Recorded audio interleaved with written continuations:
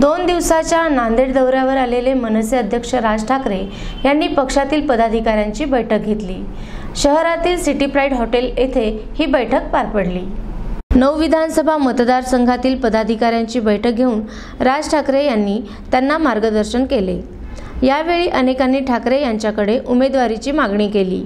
बैठकीनंतर राज ठाकरे हिंगोलीकडे रवाना झाले। तत्पूर्वी गुरुवारी सकाळी राज ठाकरे यांनी सचखंड गुरुद्वाराचे दर्शन घेऊन मत्था टेकला। यावेळी गुरुद्वाराच्या वतीने सोला आणि शिरोपाव देऊन सत्कार करण्यात आला।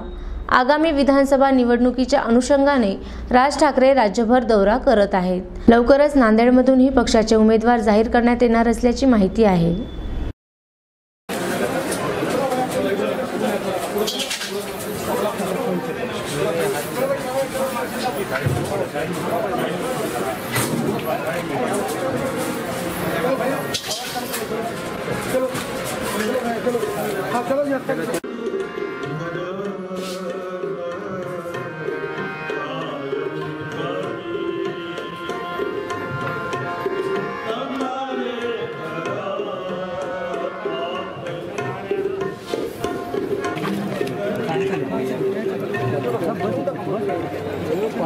महाराष्ट्रातून सर्वाधिक डॉक्टर्स घडवणारा महाराष्ट्राचा महाब्रँड IIB नीट, IIT JEE आणि CETच्या तयारीसाठी सर्वोत्तम पर्याय। 11वी नवीन बॅच साठी प्रवेश प्रक्रिया सुरू।